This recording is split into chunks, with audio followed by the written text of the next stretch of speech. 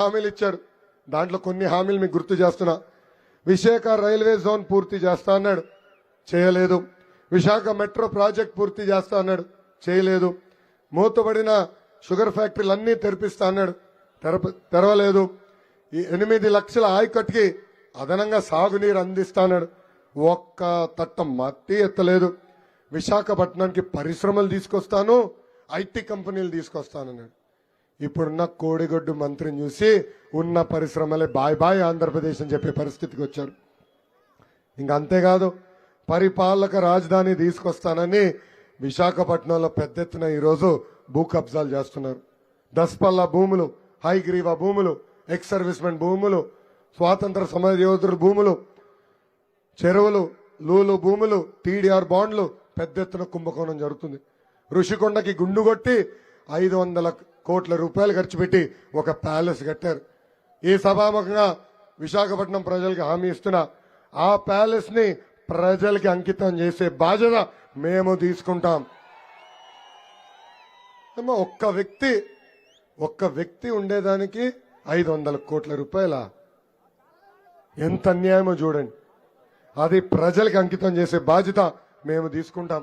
గతంలో విజయసాయిరెడ్డి అని ఒక వ్యక్తి ఉండేవాడు, ఇప్పుడు ఏకంగా వైవి సుబ్బారెడ్డిని ఇంకో వ్యక్తిని పంపించారు. ఆ వైవి సుబ్బారెడ్డి కొడుకు విక్రాంత్ రెడ్డి కలిసి ఈరోజు పెద్ద ఎత్తున బాక్సైట్, లాటరైట్ మైన్లు కొట్టేస్తున్నారు. జీవీఎంసీని ఏకంగా అవినీతి అడ్డాగా మార్చేసింది ఈ ప్రభుత్వం. చెత్త పన్ను పెంచారు తప్ప ఒక్క రోడ్ వేయలేదు, ఒక్క డ్రైన్ కట్టలేదు ఈ ప్రభుత్వం. అంతెందుకు, ఆంధ్ర యూనివర్సిటీలో దాదాపు 1500 పిహెచ్డి పోస్టులు కూడా ఈ ప్రభుత్వం అమ్మేసింది. కేంద్ర ప్రభుత్వం ఇచ్చే 200 కోట్ల గ్రాంట్ కూడా తప్పుదారు పట్టించింది ఈ ప్రభుత్వం. ఉత్తరాంధ్ర ప్రజలు, ప్రత్యేకంగా విశాఖపట్నం ప్రజలు ఒక విషయం గుర్తుపెట్టుకోవాలి. ఆనాడు హుదూద్ తుఫాన్ వస్తే మన బంధువులకైనా తొందరగా స్పందించిన వ్యక్తి చంద్రబాబు నాయుడు గారు. ఆనాడు మాకు ఇంట్లో సీమంతం ఉండి కరెక్ట్ గా 10 నిమిషాలు వచ్చి ఇంకా నేను బయలుదేరాలి, విశాఖపట్నానికి హుదూద్ వస్తుందని మళ్ళీ అక్కడి నుంచి పరిగెత్తుకుంటూ వచ్చిన వ్యక్తి చంద్రబాబు నాయుడు గారు. వారం రోజుల్లో విశాఖపట్నాన్ని నార్మల్సీకి తీసుకొచ్చారు. కరెంట్ అందించారు, పాలు అందించారు, కూరగాయలు అందించారు. అందుకెందుకు ఆనాడు ప్రధానమంత్రి నరేంద్ర మోడీ గారు, బాబు గారు కలిసి మొత్తం విశాఖపట్నాన్ని పర్యటించారు. ఎక్కడ చూసినా ప్రజలు ఆనందంగా చేతులు తిప్పి ఊపారు.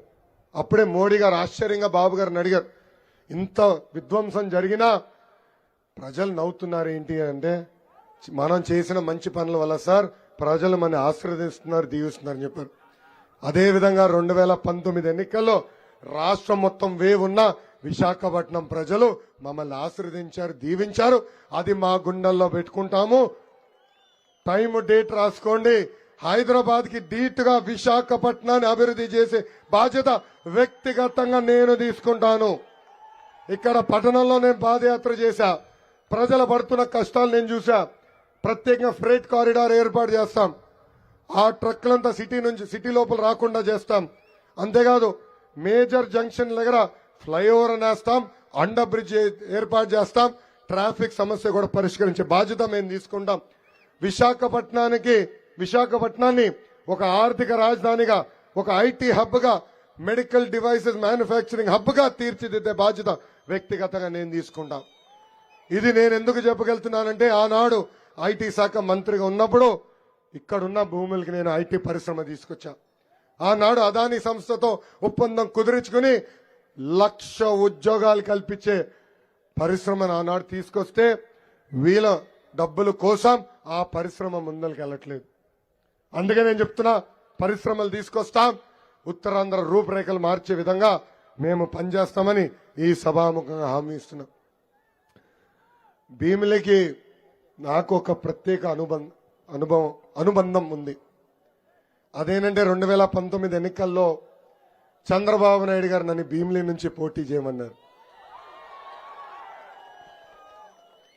ఆనాడు నేను బాబు గారికి ఒకటే చెప్పా, ఎప్పుడు గెలవని నియోజకవర్గం ఇవ్వండి, గెలిచి వచ్చిన తర్వాతే ఆ వ్యక్తి నాయకుడు అవుతాడు, నేను గెలిచి రావాలని నాకు కోరిక ఉందని చెప్పా.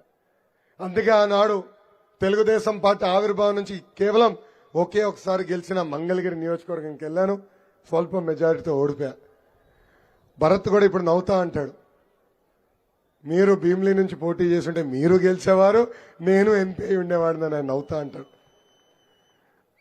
సో తప్పనిసరిగా భీమిలి నియోజకవర్గాన్ని నా గుండెల్లో పెట్టుకుని అభివృద్ధి చేసే బాధ్యత నేను వ్యక్తిగతంగా తీసుకుంటానని ఈ సభాముఖంగా హామీ ఇస్తున్నాం. 2014 నుంచి 19 వరకు దాదాపు 1000 కోట్ల రూపాయలు ఖర్చు పెట్టి నియోజకవర్గాన్ని అభివృద్ధి చేశాం. ఆనాడు సీసీ రోడ్లు, ఎల్ఈడి వీధి దీపాలు, బీటీ రోడ్లు, ఇండోర్ స్టేడియం, ఐటీకి మిలేనియం టవర్స్, నిరుపేద కుటుంబాలకి తిట్కో ఇల్లు, ఇవన్నీ ఆనాడు మేము తీసుకొచ్చాం. అయినా కూడా 2019లో మీరు పాలిచ్చే ఆవద్దని తన్నే దున్నపోతు ప్రభుత్వాన్ని గెలిపించారు. ఇక్కడున్న ప్రజలందరూ ఒక విషయం ఆలోచించాల. అరగంట అవంతి గారు మంత్రిగా పనిచేశారు. మీ జీవితంలో ఏమైనా మార్పు వచ్చిందా? గత 4 సంవత్సరాలు 10 నెలలుగా ఒక పరిశ్రమ అన్న ఆయన తీసుకొచ్చారా? ఆయన చేసింది ఒకటే, రాసలీలలు ఫోన్ కాల్స్, మళ్ళీ ఏదో పెద్ద ఫిగర్ ఉన్నట్టు ఏకంగా షర్ట్ తీసి వీడియో కాల్స్. అది చూడలేక భీమిలి ప్రజలు తలదించుకునే పరిస్థితి వచ్చింది. ఆంధ్ర రాష్ట్రంలోనే భీమిలి ప్రజలు అవమానించాడు ఈ అరగంట అవంతి. మన పరువు తీశాడు. ఈరోజు ఎక్కడికి వెళ్ళి మనం భీమిలి నుంచి వచ్చామంటే, ఓహో అరగంట అవంతి నియోజకవర్గమా, ఆ వీడియో మాకు వచ్చింది లేబా అని చెప్పే పరిస్థితికి వచ్చింది. అంతేకాదు, అభివృద్ధికి కేర్ ఆఫ్ అడ్రస్ గా ఉన్న భీమిలిని ఇప్పుడు అవినీతికి కేర్ ఆఫ్ అడ్రస్ గా మార్చేశాడు. ఈయనొక్కడే కాదు, ఆంధ్ర రాష్ట్రంలో వైకాపా నాయకులందరూ ఇక్కడికి వచ్చి అడ్డగోలుగా భూముల పైన పడ్డారు. పెద్ద ఎత్తున భూములు కాజేస్తున్నారు. ఇంకా ఈ అరగంట అవినీతి ఏకంగా అవుట్సోర్సింగ్ పోస్టులు, అంగన్వాడీ పోస్టులు, లైన్మెన్ పోస్టులు కూడా అమ్మేసుకునే పరిస్థితి మనందరం చూస్తున్నాం. ఇంకా చిట్టివలస జూట్ ఫ్యాక్టరీ నుంచి కూడా డబ్బులు తీసుకుని ఏకంగా పనిచేస్తున్న కార్మికులకి న్యాయం చేయలేదు. మా అంచనా ప్రకారం ఒక భీమిలి నియోజకవర్గంలోనే దాదాపు 2500 కోట్ల రూపాయలు విలువైన భూములు ఈ ప్రభుత్వంలో ఉన్న బడాబాబులు దోచేశారు. దీనన్నిటి వెనకాల విజయసాయి రెడ్డి అన్న వ్యక్తి ఉన్నారు. వాళ్ళందరూ ఒకటే చెప్తున్నా, 2 నెలల్లో తెలుగుదేశం జనసేన ప్రభుత్వం ఏర్పడుతుంది. తప్పనిసరిగా మీరు కొట్టేసిన భూములన్నీ తిరిగి లబ్ధిదారులకు అందించే బాధ్యత వ్యక్తిగతంగా మేము తీసుకుంటాం. ఇక్కడున్న ప్రజలందరూ నేను కోరుతున్నా, తెలుగుదేశం జనసేన పార్టీ బలపరిచిన అభ్యర్థిని గెలిపించండి. నేను ఇచ్చిన హామీలన్నీ నేను నిలబెట్టుకుంటాను. ఇక్కడ తగరపు వలసలో ఆర్టీసీ కాంప్లెక్స్ కావాలన్నారు, తప్పనిసరిగా మేము ఏర్పాటు చేస్తాం. ఇంతేకాదు, మన ప్రాంతానికి రైతు బజార్, తాగునీరు అందిస్తాం. భీమిలి మెయిన్ రోడ్ ఎక్స్టెన్షన్ చేసే బాధ్యత మేము తీసుకుంటాం. అంతేకాదు, ఇక్కడున్న రిజర్వాయర్ ని కూడా అభివృద్ధి చేసే బాధ్యత మేము తీసుకుంటాం. మత్స్యకారులకు అండగా నిలబడడానికి 2 సంవత్సరాల్లోనే జెట్టి ఏర్పాటు చేసే బాధ్యత నేను తీసుకుంటాను. గతంలో సబ్సిడీ ద్వారా వలలు వచ్చేది, ఐస్ బాక్స్ వచ్చేది, బోట్లు వచ్చేది. ఇప్పుడు అవన్నీ రావట్లేదు. ఆ సంక్షేమ కార్యక్రమాలన్నీ మత్స్యకారులకు మళ్లీ తీసుకొచ్చే బాధ్యత నేను తీసుకుంటాను. ఇంకా పంచగ్రామాల సమస్య పరిష్కరిస్తానని ఇప్పటికే నేను హామీ ఇచ్చాను. ఆ హామీకి నేను కట్టుబడే ఉన్నాను. ఇంకా సింహాచలం దేవస్థానం భూములలో కూడా దశాబ్దాలుగా ప్రజలు నివసిస్తున్నారు. దానికి శాశ్వతమైన పరిష్కారం అందజేసే బాధ్యత, అంటే పట్టాలు ఇప్పించే బాధ్యత వ్యక్తిగతంగా మేము తీసుకుంటామని ఈ సభాముఖంగా హామీస్తున్నా. ఇంకా భీమిలి ప్రభుత్వ ఆసుపత్రిని 100 పడకల ఆసుపత్రి కూడా చేసే బాధ్యత నేను తీసుకుంటాను. వస్తున్నా ఎర్ర బుక్ దగ్గరకు వస్తున్నా. నెక్స్ట్ పాయింట్ అదే. ఇక్కడ మోటార్ ఫీల్డ్ పైన, అంటే లారీ డ్రైవర్స్, ఓనర్స్ చాలా మంది ఉన్నారు. ఈ ప్రభుత్వం అధికారులకు వచ్చిన తర్వాత మీ పైన కూడా బాధుడే బాధుడు. గ్రీన్ ట్యాక్స్, ఈ ట్యాక్స్, ఆ ట్యాక్స్ అని విపరీతంగా పన్ను పెంచారు. ఇప్పటికి నేను హామీ ఇచ్చున్నాను, తప్పనిసరిగా ఆ పన్నులన్నీ తగ్గించి భారతదేశంలో అతి తక్కువ పన్ను విధించే విధానం తీసుకొచ్చే బాధ్యత వ్యక్తిగతంగా నేను తీసుకొస్తానని ఆ డ్రైవర్లకి, ఓనర్లకి నేను హామీ ఇస్తున్నా.